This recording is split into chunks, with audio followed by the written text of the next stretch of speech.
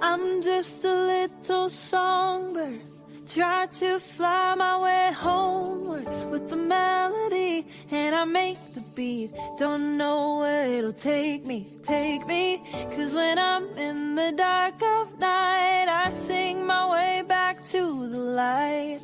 Come along with me and your heart will see that a song changes everything. And the music is moving me forward, on to brighter things, on to bigger dreams. Let the harmony carry me, even if the sky's falling down. I know the sound will lead me out. Come along with me and I know you'll see that a song changes everything.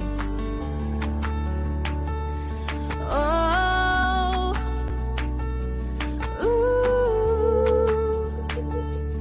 ooh.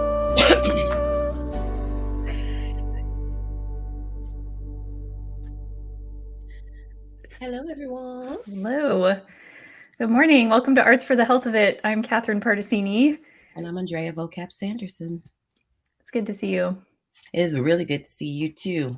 We have blended backgrounds, but we are not in the same place. I don't know if people know that, but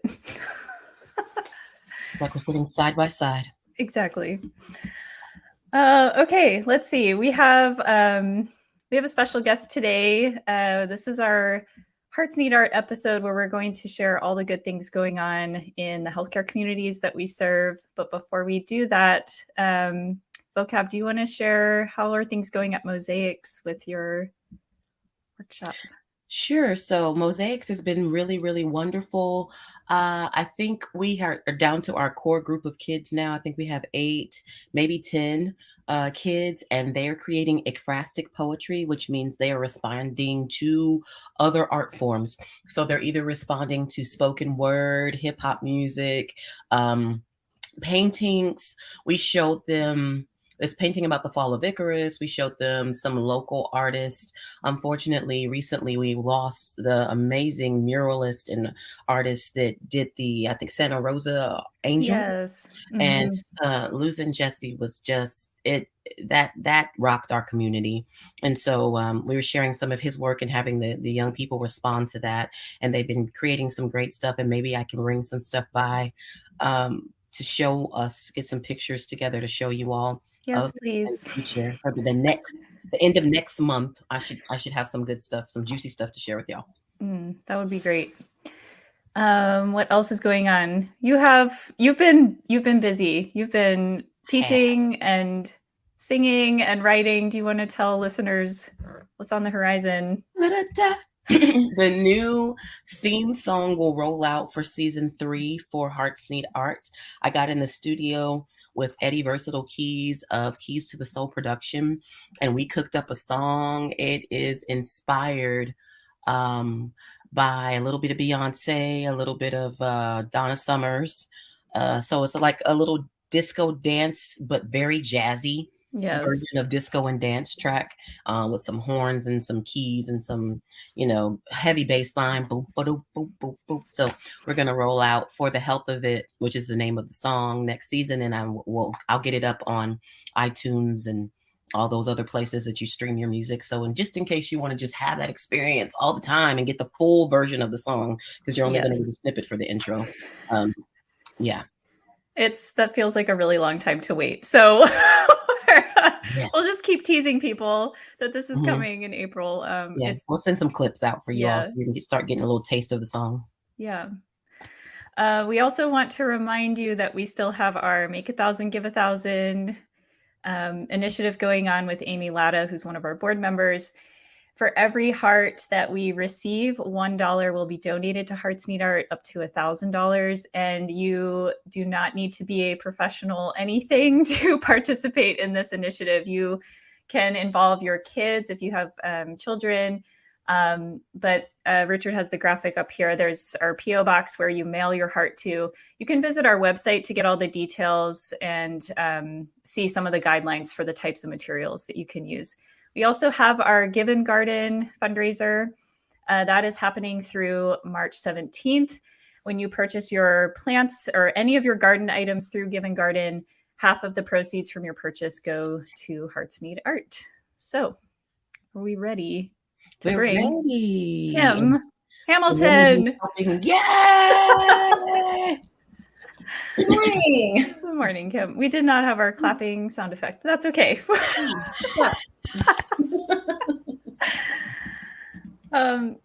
Welcome to the show. Thank you for having me. If you could tell people what you do for Hearts Need Art, what is your role in the organization? Well, it's a little bit of everything, but yes, I am the program coordinator for the organization. So essentially, I think my main role is to work with the artists, be an advocate for our artists, musicians, offer support, be there when I need that or when they need me. I schedule them into the hospitals. So I'm the liaison between our hospital staff and our artists. And just to make sure they're where they are, when they need to be there, make sure they have all the supplies, anything else they may need. And really, I just kind of get to hang out with them at the hospitals, which is amazing. I get to listen to live music and I get to, watch art being made on a daily basis, which is really great for my mental health. So, and you get to meet people at storage facilities at 9 a.m. and give them paintbrushes. Absolutely. Any day of the week. It's fantastic. That's what I'm here for. I'm here to help. And you started with us, was it back in October, right? It was, yeah, the very beginning of October, correct. So I'm always fascinated by how people come upon Hearts Need Art. How did that happen? So I honestly don't remember. So I was looking for a job, specifically, ideally in the art field, because that's my background. I honestly don't remember if I was on Indeed and found the listing. My husband had also just kind of randomly been looking, just trying to help me. He knew I was looking for something new. So I don't remember if he sent me the link or if I came across it myself. But either way, I think we've all been in a situation where you're looking for a job or something and you read all the descriptions, you read every point. And at some point you come across something that you're like, oh, that really doesn't fit my background, or this is not going to be a good fit. And this job posting, I swear to goodness, every line that I read just got better and better. I was like, I can do this. I have experience in this. Yes, this will fit my lifestyle so well. So I applied. And here I am. Especially the storage facility part of the job description. I'm sure that was on there. Yes, it was. Sorry, Andrea, did you have a question? I just want to say, what do you think are a couple of things that have changed about your perspective since I might be jumping the gun. You might be having this question for later. There you go. Let's do it. But something you feel like it's changed about your perspective regarding art since you started working for Hearts Need Art. Sure. So again, I have a huge background in art. Personally, I'm just a huge art lover. I don't consider myself an artist per se, even though I have an appreciation for it. I've always worked in the arts. I did not really know that arts and healthcare was such a specific niche of the art world. That was what interested me so much in the position, because it was a part of the art world that I had never obviously delved into. I really didn't know it existed so specifically. But just seeing the impact of maybe something that we would consider so small, like I said, someone going in and just painting with a patient for 30 minutes, playing 2 or 3 songs, just, again, things that we would consider so small in our daily lives, but seeing the impact that it has on patients, healthcare workers, family members, has been huge. It's changed me, and it's changed my whole perspective of arts and healthcare hugely, because I get to witness this firsthand on a daily basis. And it's so beautiful. It's so great. I love what I do. Can you give us has there been a recent interaction that stands out to you? Can you think of a specific story that? Yes. Am I allowed to say actual locations? that we're working at? Oh, good question. Can we get a response from the production team? Okay. Maybe we'll keep it general. We'll keep it general. So we were at a location with Hannah, one of our artists, obviously our more seasoned artist. She's been here for, a few years. Anyhow, she's been doing these art classes, 2-hour sessions where it started. I think we've probably been doing this one for, 3-4 months.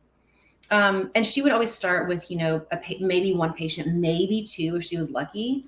The word got out and her class has grown, to 6, 7, sometimes like a dozen patients. So I made a point to be there, the past month or so just to really help out. And there's this one gentleman who I met the very first time we were there. And he was just one of those, likes to joke around, likes to like make everyone feel comfortable. Anyhow, so I've met him probably like 3, 4, 5 times at this point. And the last time we were there, I think we were doing it was like the day 3 of self-portraits that she was like putting on for this class. He was really not talking to anybody in particular, just kind of like talking out loud.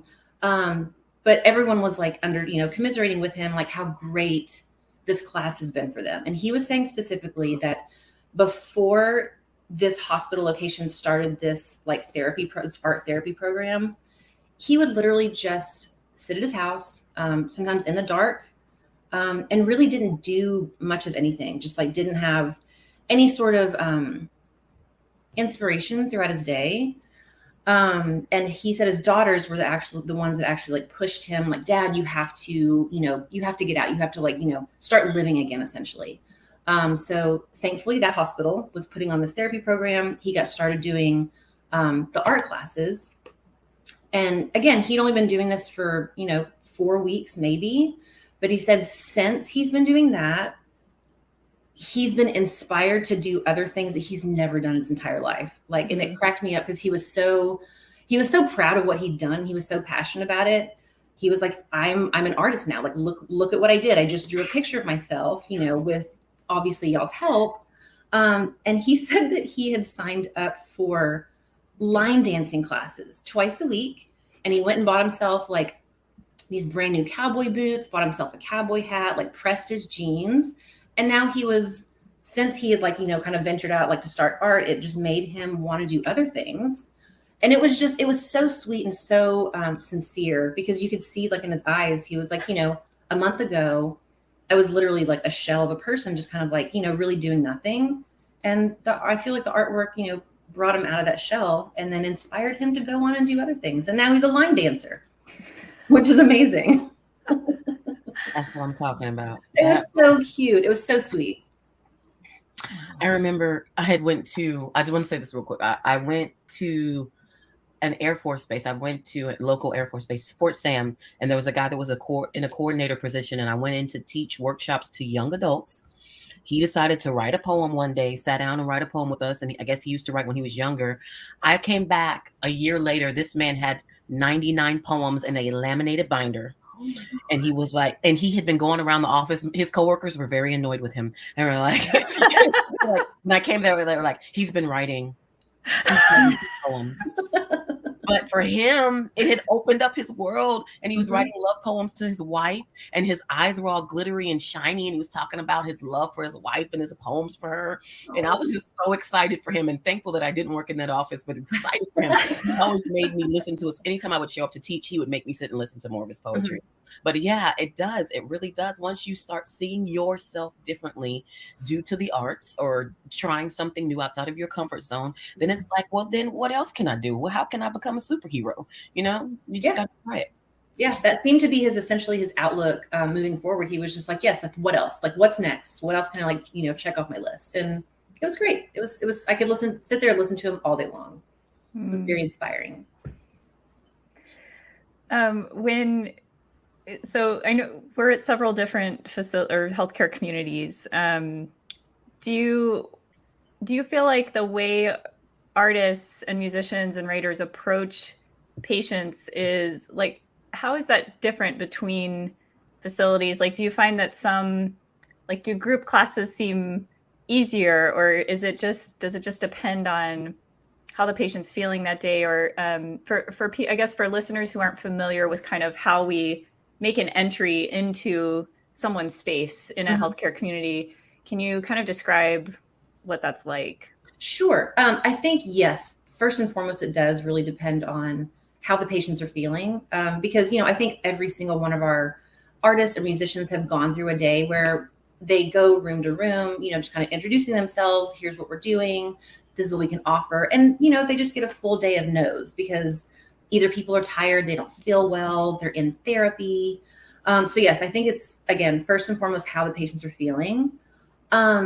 We do have one location that we kind of set up a semi-group session. We just kind of go into the therapy room and set up art supplies. And the patients, as they're finishing up with their physical therapy, can use part of their hours towards what we're doing. So their PTs will kind of like bring them over. And it is kind of nice to witness people in a group setting, because it literally just takes the one. Like they'll walk by, they'll kind of like look over what we're doing, show a little interest. And again, 99% of the time, if it's artwork, the response is, well, I'm not an artist, or I don't know how to draw, or I can't paint. And, we try to be encouraging, but, if they walk away, if they see somebody else doing it though, especially like someone that they know, they're familiar with, or like, hey, that's my buddy. They see what they're doing and, how much fun they're having. Then that's kind of when the people start to trickle back over. And then, hopefully before we know it, we have 4 or 5 patients at once, participating together, and they kind of feed off each other's energy, which is really nice. I like that idea of feeding off of energy, the infectiousness of doing the art. So do you ever sit and create art with everyone, or you just kind of observe what everyone's doing? No, I do sometimes. Again, I do not consider myself an artist, but I have a creative mind, and, everyone likes to pick up a paintbrush and just kind of like mess around. So yes, especially maybe when it's a little bit slower, because I don't ever want to take away from what the patients are doing and then like our artists working with them. But yeah, sometimes I'll just like pick up a marker or pick up a paintbrush and, kind of like see what everyone else is doing. If there's like a theme of the day or something. And yes, I will participate. It's fun. Why not? I'll be starting next month in March. I'm going to start going into facilities. I think I'm starting at Methodist, and I'm really excited about it. So thank you, Kim, for your help. I get to tell you like virtually, helping me for my onboarding process. And I look forward to the creative writing pieces I can create with them. Absolutely. Yeah. We're looking forward to having you. We are going to take a quick break. And on that break, we're going to hear from Big Infinite, who was a guest on our show a couple weeks ago. This is Won't Let Go by Big Infinite.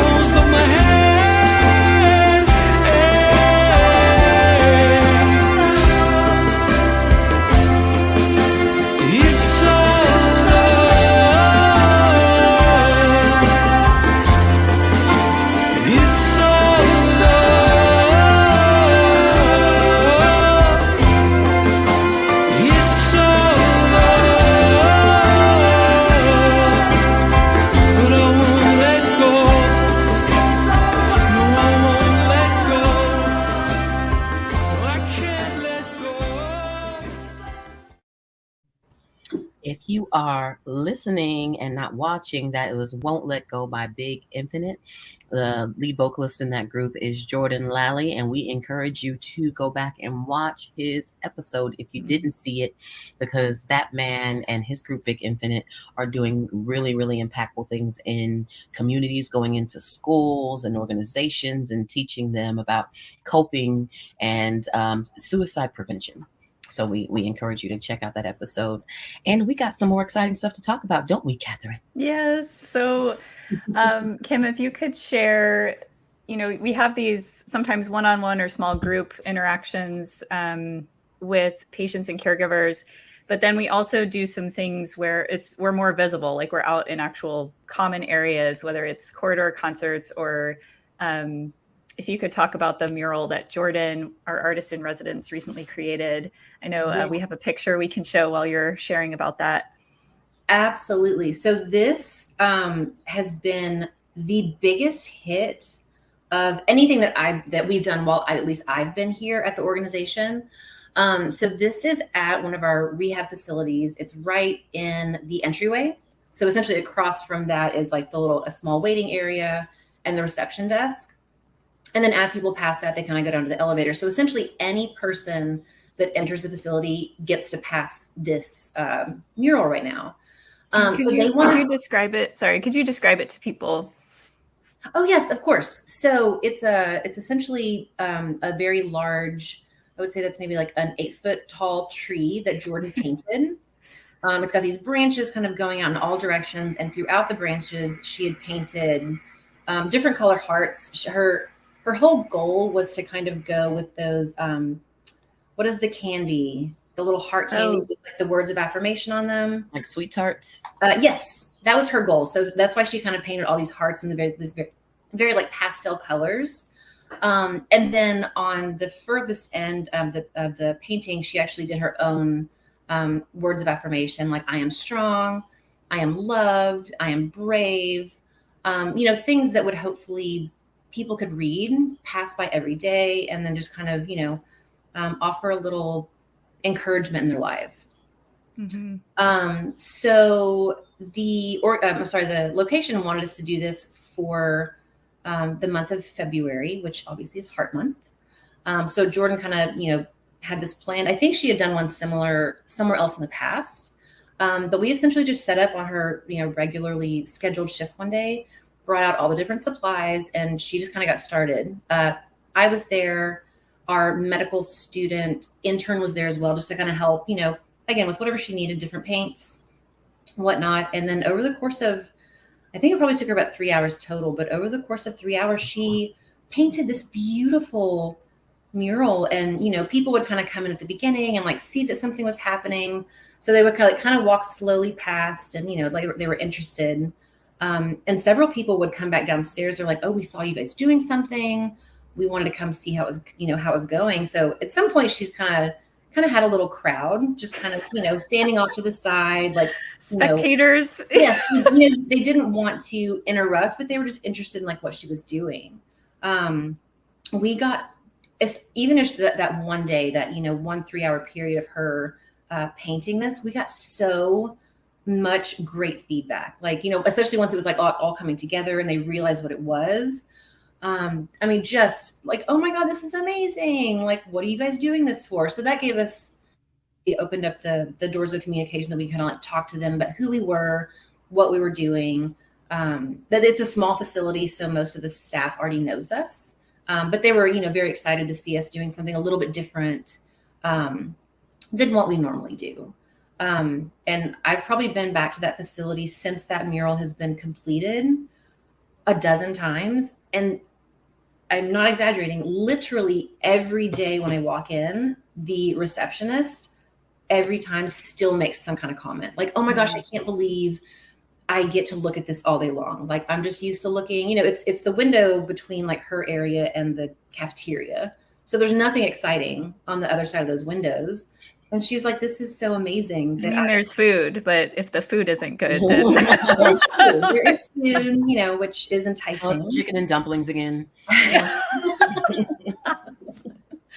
But she's just, really every single time she just makes some comment of how nice it is just to like be able to see this beautiful mural. Yeah, it's great. Every time I go back there, someone else makes a comment. Just like, oh, you guys are the ones that painted the mural downstairs. We love it. So the fact that she did that in 3 hours. 3 hours. Oh, yeah. I know. I was shocked. Huge. It is huge. We encourage you to, if you're listening, go actually look at the picture. It's really beautiful. Mm-hmm. How long will that be up there? I think just through the end of February. Okay. And then whether they want us to do something else, maybe we I can bet you replace they it. will. I bet They've, you will. I was talking to like one of the directors of the physical therapist, and she was saying, she was saying it in jest, but I was like, this is actually something we should do. She's like, you could literally do something for every either holiday or season, like do something for the 4th of July, do something for Fiesta. So I kind of have a feeling this is something that will keep going. And whether we have something up there all the time or like have breaks of where we like, take it down and do something else. I think we kind of found our niche there because everyone loves it. Yeah, it Like just a shamrock tree. Yeah, shamrock tree. With a pot of gold somewhere. Yes. That would be so cute. A little leprechaun down there with a pot of gold. It just transforms the space. And I think whether that's on a like macro scale, like that mural where it's in a common area and everyone is experiencing it in some way, whether it was watching it being made or seeing it after the fact, or on a micro level, like transforming that hospital room space from being quiet, lonely, whatever it is. When you bring in a musician, it's like suddenly, I mean, it just shifts. It shifts everything. There was also some artwork too that I think we have pictures of that as well that Jordan had done with some patients, and it's kind of it seems like inspired by that mural. Mm-hmm. Yeah, all of this artwork. I was there when a few of these were painted by some patients, and the PTs would also join us when they had a break, when they weren't busy. But yeah, this was the same thing. It was essentially the Heart Month initiative, and the hospital had asked us, if whatever artwork you guys do with the patients this month, try to see if they're interested in painting hearts. And so we did, and some of them, again, had no idea what they were doing. They're like, well, I don't even know how to draw a heart, but that's not what it's about. It's about the process of doing it and just, sitting down and enjoying those moments. But I think it was a hit. We got many, many hearts painted in the month of February. Yeah, this is an idea about radiating love, and I feel like love is going to change the vibration. Love is going to change the energy and shift it. And color too. Color has such a strong effect on people, and I think those vibrant colors, those pastels, just bring in just so much life. Agreed. Can you also talk about the other big event we had in February was the AYA conference? We have some pictures to share from that, but tell us what that was and how our team was involved. Sure. Yeah. So it was through, again, one of our hospitals, the AYA conference. They had maybe about 150 participants. And again, just different sessions throughout the weekend. I think it was held on like a Friday, Saturday. So we had a session on Friday, and they just wanted us to provide some art form that went along with, the mental health aspect of the art world. So our artists put together, it was Hannah and Jordan, they put together this session.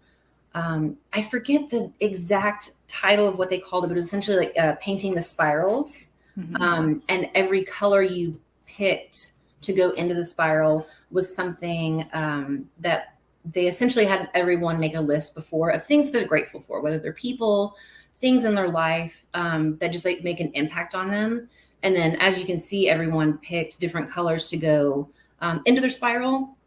And again, those colors represent something on that list, something that's important to these people. And the whole goal is to not just like put color on the paper, but if you pick red for your family, as you're putting the red into the spiral, to really think on that and to kind of like meditate, keep that forefront in your mind. So yeah, we had we had maybe 20 to 30 participants. Wow. And it was great. Our artists did such a great job explaining it, really getting people involved. And we had some really good feedback. I kind of went through when they were a little over halfway done, just, kind of taking pictures over people's shoulders of what they've been doing. And I was shocked. And these people were really, they were really into it. They were like really feeling it, and they would sit there and talk about it with like whoever's at their table. And it was very quick because I think they were all kind of like pressed for time. So at first I think we were all a little like stressed out, like, oh, it's running late, or we're not going to have enough time to really get started. But once they got into it, everyone just kind of picked up on it really quickly. And it wound up being this like really kind of quick, positive, super fun part of everyone's day. And everyone seemed really excited. And even at the very end, some people actually stood up and, talked about like the colors they had chosen, why they chose them, and like what these certain aspects of their life mean to them. So it was really nice to hear feedback, from some of the participants. And Jeff and Jaime were there as well, right? Did they do like dueling guitars? I have this vision or hope that as fun as that would have been, no. So Jaime came, he was there at the art session with us, and he was just kind of playing some like really nice, beautiful background music as people walked in, got seated. And then, at some points during the art session, there's kind of that meditative moment of, all right, take time and just, think about the colors you've chosen. And as people are drawing and like putting color on their paper, Jaime would just kind of play in the background. Jeff actually did something different that evening. They actually had a dinner for the participants, and he played at the dinner. And we already got some feedback from that, saying how amazing he was and how he added, like anyone that listens to Jeff play, like you can't not smile and like kind of, jam along. This is true. So yeah, really good feedback from that. It's magic. Yeah, he gives us some good magic, and we've actually played some of his songs going into break. And right now we're about to take a quick break, but we're going to listen to one of my songs, and it's entitled "Be Brave." Anxiety pressing down on me, feeling so heavy I can hardly breathe. See my destiny right in front of me. Silence the doubt, yeah, I gotta believe that cause I know it's my time. Even when my try to tear me down, but I gotta keep moving on because gotta step it up, I know it. Throwing fear away, I'm growing. Not just enough, more than enough. This melanin, I'm glowing. Gotta step it up, be brave. Gotta shape up, be brave. Have faith in me, making dreams reality. So I gotta be brave. My heart steady beat, find my beat moving. Life's so fast, gotta trust the path. When I'm on the road, God's choosing. Yay! So I'm glad that that's a clip that you chose. That's a nice clip of the song. Really encouragement that I wanted to give people. I wrote that song during the pandemic, and because it was a season where everybody was just scared of everything, and so I wanted to send that message to let people know to be brave. And that was also produced by Eddie Versatile Keys from Keys to the Soul Production. So I'm just gonna keep going back to him for the hits. All right. So we've got some other things that we want to talk about right now. Yeah, we'll keep you for just a few more minutes, Kim, and then we'll let you be on your way. Sure. But Vocab mentioned that she's going to be going into, I think, Northeast starting next month, and that's thanks to a grant from Impact SA. That's a huge, amazing opportunity for us, and because we're expanding and growing our reach. We have some needs for volunteers. You want to speak a little about that? Yes, we do. We actually just brought on one volunteer, but we'll always be looking for more. We always need help, not necessarily in the physical making artwork or making music. Like this is a position that you don't have to have any sort of like art inclination in your life. We just, we have a lot going on that we need help with. Specifically, we are actually trying to set up pre and post surveys with our patients. We already do this in one of our hospital locations. The hospital facilitates it, but they've gotten such amazing feedback, and they actually see a higher rate of participation if someone kind of goes in and explains again what we're doing there. what we're offering that day, whether it's music or artwork. And then again, kind of just do a really quick, a half a dozen questions of how they're feeling, what they're feeling right there, if it's a pain level. And then again, we'll do the exact same thing. We'll do a post survey, once our contractor's gone in to spend time with them. And we're getting, again, really good feedback. This is kind of what our medical student intern is helping with right now. And I think we're already seeing the positive impact of having that position. So yeah, that's just one example of how we can have volunteers on board with us to help at different locations. Again, like you said, we're growing quickly right now. And it would just be really helpful to have some additional hands on deck, just to help out, even if it's something as simple as, we have an artist in a room with a patient and they need some more supplies. Right. It'd be really nice to have somebody on hand just to kind of help with supplies and like different needs, that our contractors face on site. Yeah. Also, this can be like, if you feel like you're skilled at helping with administrative work or fundraising or outreach, we're really looking for a multitude of, of things, even production help with this show, with Arts for the Health of It. We would love to have you submit your application. You can do that by going to our website, heartsneedart.org, and there's a tab on there called Get Involved, and you'll see a link to the volunteer application. But yes, for all the people that say, I'm not creative, I can't do that, there's so many ways you can still help Hearts Need Art. So we encourage you to check that out. Mm-hmm. Join us, please. Join us, please. It'll be fun, I promise. All right. What do we have to look forward to in March, Kim? Is there anything special coming up that you want to let our listeners know about? Specifically, again, getting involved in Northeast is huge. That's like the one big project we have, starting in March, is the addition of a new hospital. I will tell you, as much as all of our locations love us and everyone vocalizes this, Northeast is so excited to have us on site. They say so literally every time I talk to anybody. It's the reiteration of how excited they are that we're coming there.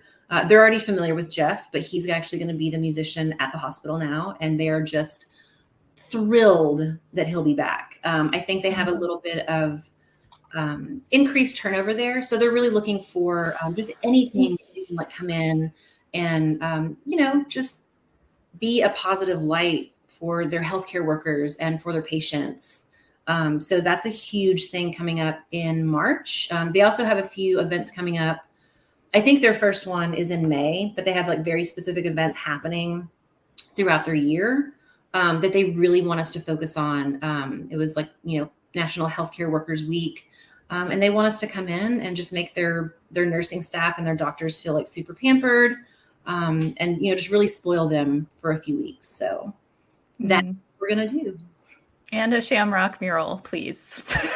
Yeah, we should make that happen somewhere. Absolutely. That's my request. The wee little leprechaun. Noted. I'll put it on my to-do list.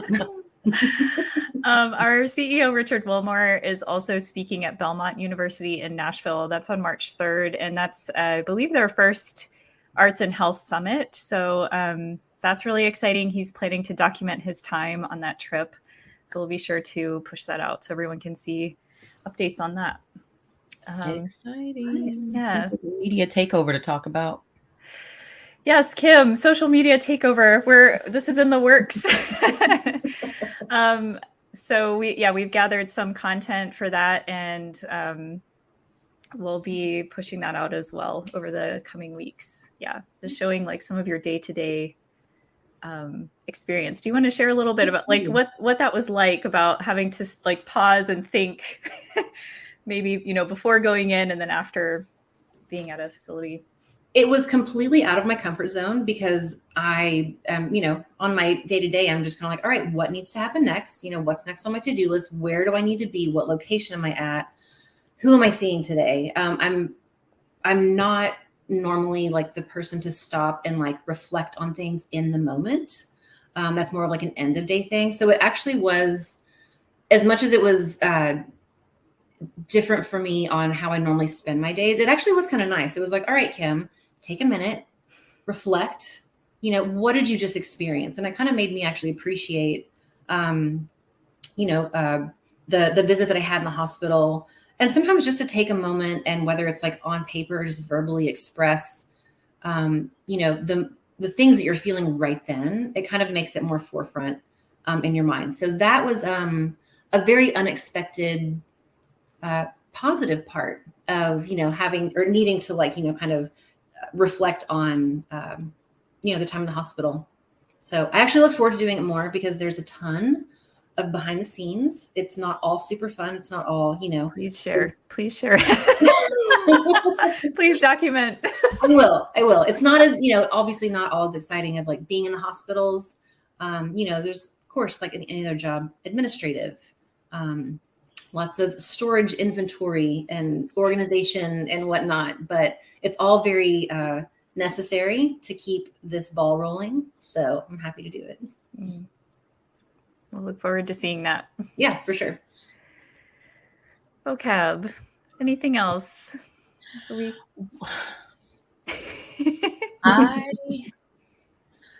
I'm interested to see, is there anything that any hopes or dreams that you have for Hearts Need Art, like some goals that you would like to see us accomplish that we could set our hearts towards?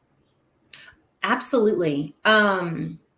Again, when I started, it's not been that long, but when I started, I felt like, we were like this big, and now I feel like we've already grown and we're just like continuing to grow. So I would actually love, as much as I love being involved in every aspect in all of our artists and musicians' day-to-day lives right now, I would actually love to see it grow to where there's maybe 2 of my position or 3 of my position, because, I get to a point where it might just be physically too much to manage that many people and that much going on in any given day or week.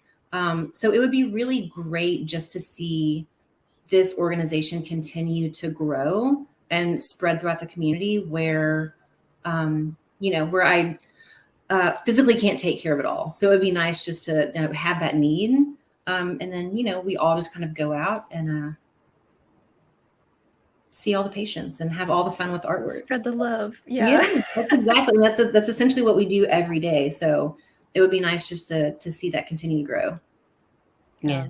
We can't clone Kim yet. So since AI has not reached the point where we can clone Kim. If we could, I would consider it. It's a good point though, because I think that it's not as simple as people just show up at the hospital and do their thing and they go. There's a lot of planning and coordinating. There's documentation. There's the hospital requirement. Like each place has its own requirements before our team can even go into the facility. So it's a really good point that as we grow, there will be that need for more of you. So you can clone you. Exactly. That would be a good problem to have. So we'll see. Well, we just want to thank you, Kim, for spending time with us today. And it won't be the last time. I know we'll have you on again and check in. And we're just looking forward to what's coming up in March. We'll be able to share that with everyone. Absolutely. Thank y'all so much for having me. Thank you for coming by. You're welcome. You are welcome to come by at the end of any month and spend some time with us and catch us up on what's going on. I appreciate it. For now, we are going to take one more quick break, and we're going to listen to Cherishing by Big Infinite, featuring the vocal stylings of one Jordan Lally.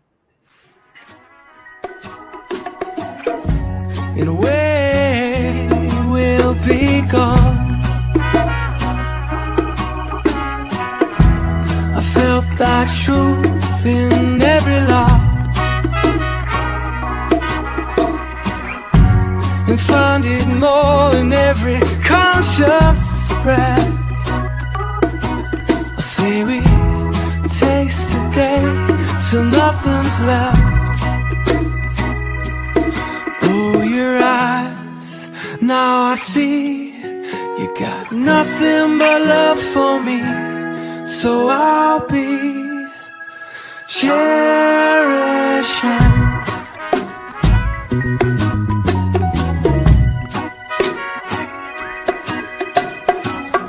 I can say I'm sorry, but the words fall short.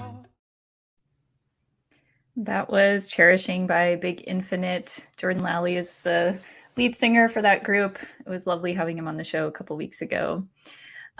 Before we wrap up for the day, Vocab, I know you have some wonderful things coming up or ongoing or that have just started and will be a regular thing. Do you want to share about a couple of those? Absolutely. I want to start by talking about the Zonta Club.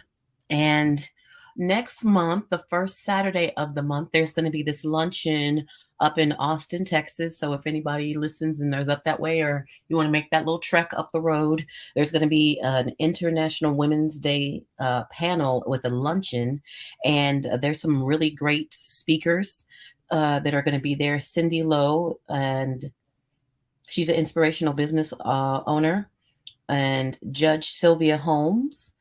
She is from Travis County Precinct 3. She's a justice of the peace also. And then Donna Dodgden, she's the mayor of Seguin. And then also me, Andrea Vocab Sanderson, will be the women speakers. And you can still get tickets for that event and come and join us and have some tea and some breads, because you know that whenever you walk into those hotel luncheons, there's always a glass of tea, a glass of water, the little pellets of butter, and the basket of bread already sitting on the table when you get there. So you're like, I'm just gonna start buttering this bread. You're ready for this luncheon. It's going down. Me and the ladies. But it's a co-ed luncheon, so it could be men and women. You're welcome to come in and sit on this panel. The Zonta Club is really important because they are the people that are invested in stopping human trafficking, which knowing that here in Texas, we're so close to the border, a lot of human beings, children, women, small children are being sold into slavery, essentially. Right. And we've got to stop that. We've got to do everything in our power to get these people back to their families, to make sure they're not being abducted, stolen, or, just put in situations where they feel like helpless. And it's a scary world, but, we can make the difference, bringing awareness, being vigilant in our communities and things of that nature. So those women and myself, we're going to come together and we're going to talk about that. So you can go to the Zonta website and get more information on that. And also the other thing that I am venturing into, I'm going back to co-hosting open mic poetry spot. Yay! I'm so excited. So for like 13 years, I co-hosted a poetry spot called Second Verse. We were an award-winning poetry spot. We won Best Open Mic in the Nation 2 years in a row. And so people from all over the nation knew about Second Verse. And now we're starting a poetry spot called The Remix. And The Remix is going to be at Upstage Comedy Club. We are going to start on March 10th, and we're going to be the second Friday of every month. So once a month. Doors open at 9. Their cover is $15, but you're going to get an amazing show. So it's going to be poets. It's going to be comedians. We may have some singer-songwriters come through the spot. You never know. We may have a DJ. You can buy drinks at the bar. There's food. It'll be hosted by myself and Glow Miles. Glow was recently married. She was Armor. Now she is Glow Miles. So come check us out at The Remix. It's going to be wonderful. Bring your poetry. Many moons ago, it feels like a lifetime ago, I did an open mic night. This is when I lived in Jacksonville, Florida, playing guitar. And looking back, I'm like, that was totally crazy that I even did that. But what would you say to people who they're like, oh, I want to do that, but maybe they're feeling apprehensive or like they're not sure what to expect? What would you say to those people? It's similar to what Kim was talking about when she was here on air with us, in the fact that when you step outside of your comfort zone, when you try something new, it really does open up your heart and your mind to the possibilities of other things you can do. One of the things that I love about getting on stage and performing is in the times that I feel like an awkward duck or just a socially awkward individual, after I come off stage from performing, people approach me and I don't have to begin the conversations. I don't have to make myself quote unquote social because I put myself out there, and then it attracts the energy of other people who want to talk to me about what I spoke about on stage, or they want to do this, or they just admire the work. They come and they talk to you, and it is such a instant gratification situation. Like there's certain things that we do in life where we don't see the return on it until a month later, a year later. But when you get on stage and you put yourself out there, the return is very, very quick. Because as soon as you finish, even as you're performing, you're getting responses from people in the audience. And when you come off stage, there's nothing that can replace that. I've had teary-eyed individuals coming to me after I've gotten off stage, shaking, some of them sometimes, telling me, oh my God, what you said, what, I felt that, or I've experienced something like that. And I just want to say thank you. Whatever they're saying, I've had so many moments where people have come to me in tears talking to me about something I said. And, it really makes it worth it to me to say that whatever life experiences that I had that brought me to the point to write those pieces, it was needed for someone to hear that so they can make that point of connection, because we are not alone. And that's the one thing I think that Hearts Need Art is really instilling in community, is that you are not alone. Like if you're sitting in your room, with tubes or waiting for a treatment or waiting to heal, waiting for surgery, post-surgery, you're not alone. There are other people who care about you, that are in community, that want to either sit with you or have art time with you, or just that they care. And we're sending prayers, and we're sending hearts, and we're sending individuals even into facilities. So that was a really long answer to your question. It's a beautiful answer. Well, because it validates, like by you sharing, whether it's you, anybody sharing their story, their poem, their song, their art. I think it's validating to you, but also you're almost like in a way giving others permission, like to express themselves as well. And to open up like that circuitry in our brain to consider the possibility that, I might have something to say as well. So I hope there's a good turnout for the remix. That sounds really fun. Yeah. What I didn't know is that you play guitar. So I'm now learning. I was today years old. We've been podcasting for a couple months now. I'm like, what? How many instruments do you play, Catherine? I think 4 at this point.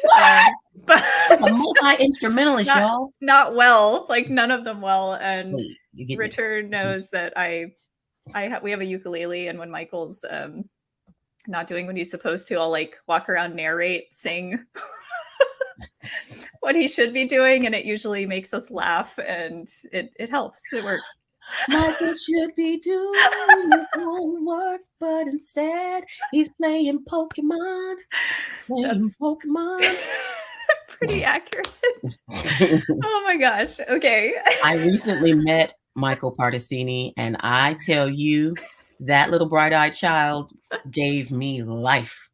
He had her son make me a video, because I sent the podcast song to Catherine so she could check it out, for the next season.